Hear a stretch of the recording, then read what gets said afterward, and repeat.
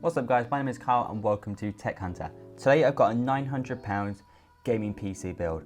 We've got a few good components in here. Obviously some of this is subjective, you can skimp on some things and spend more on others. It's completely up to you regards what you want to do in your build.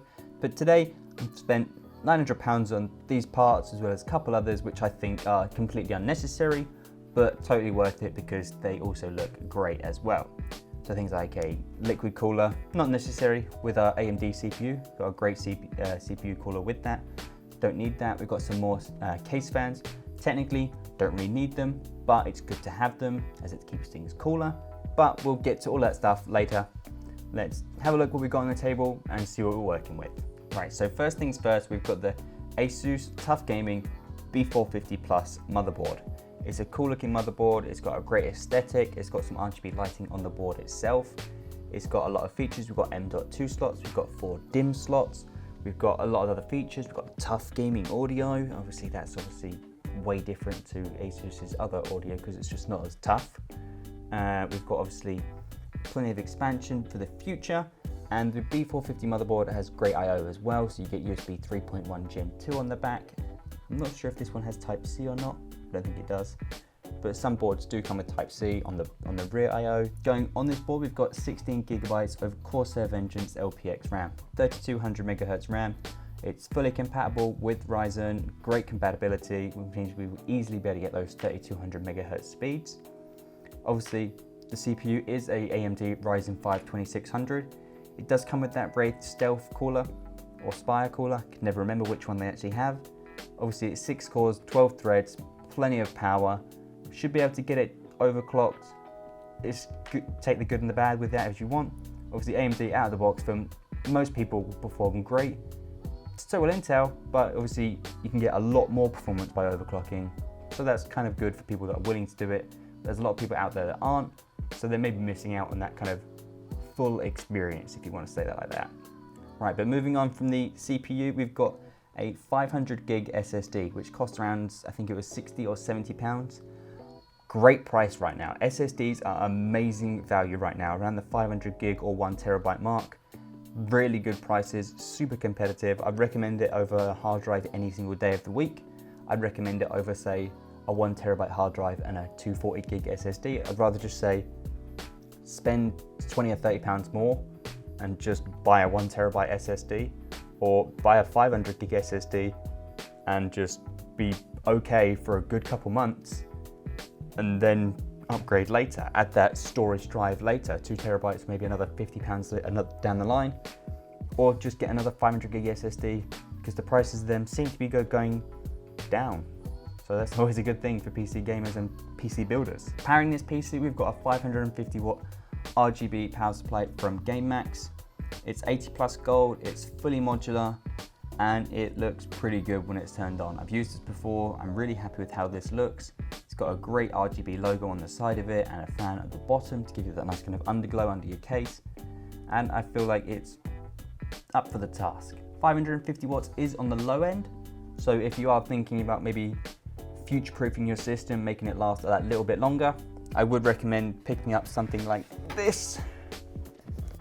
This is the EVGA 750GQ, obviously 80 plus gold, really efficient and heavy. That's semi-modular and that costs around 90 to 100 pounds just for that extra couple hundred watts. So the GameMax one here is great value at 60 pounds, so it's a 40 pound difference between this and the EVGA one. But obviously you could get a GameMax 850 one for not much more, maybe 70-ish, 75 pounds, I can't remember off the top of my head. But that's really good value from GameMax, especially for all the features that this manages to tick. Obviously for the GPU, we've got a GTX 1070. Obviously this is actually my personal card, and it's got a nice sticker on the front from, I believe, Amazon. Oh no, DPD. So this is the GTX 1070. The problem with the GTX 1070 right now, I say problem, is that it's priced so closely to the 1070 Ti. It's a bit of a problem because why would you buy this instead of a more powerful 1070 Ti for the same price? So these need to come down in price, so by the time you get around to maybe building your own PC with a 1070, because you might not be, probably won't be able to afford an RTX card anytime soon, because I sure as well can't, this will be even cheaper maybe when you get around to building your system similar to this, or taking inspiration from this build for whatever you may want to do in the future. In the case here, we've got the GameMax Starlight. It's a new case from GameMax.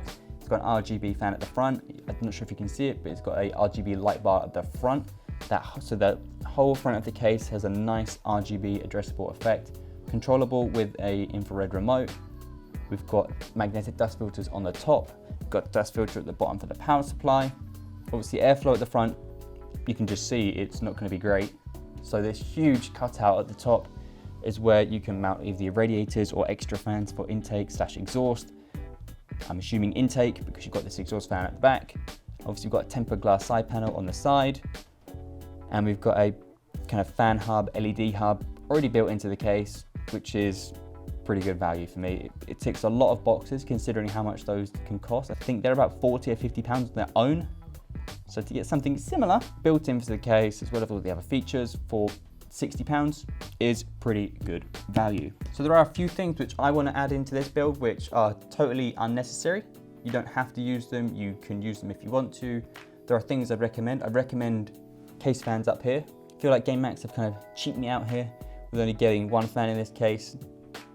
Maybe two more basic fans, not RGB, just stock fans at the front or the top would have been great, just to give you that bit more airflow straight out of the box. So I would recommend picking up some case fans for the build. I've got 4 RGB fans, 2 at the front, 2 at the top, because I have them, that's why, and I want to make as much use of them as I can. I'd recommend probably just the 2 at the top. For most people, that should be fine. I've got a Corsair Lighting Node Pro, which I may not need, probably won't need. We'll see what happens, because I'm going to have 5 RGB fans in here. Shouldn't really need this, should I? But we'll see. We'll see what happens.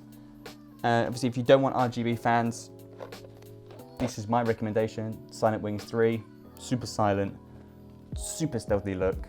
Really easy to mount with these kind of rubber grommet things. You just literally push it in, no screws involved. Love that feature. And the other thing I'd like to add, totally unnecessary, but it is a all-in-one liquid cooler. This is the Iceberg 240, which is around £60 in the UK. You get 2 RGB fans and a green LED on the kind of block itself that goes on the CPU. Obviously we've got compatibility straight out of the box for our AM4 CPU. So we should be good to go. Hopefully this should turn out quite nicely, and obviously all these parts are going to be linked in the description down below. If you want to check anything out, I'll have links to them on Amazon, as well as maybe overclockers.co.uk if you want to check that out as well.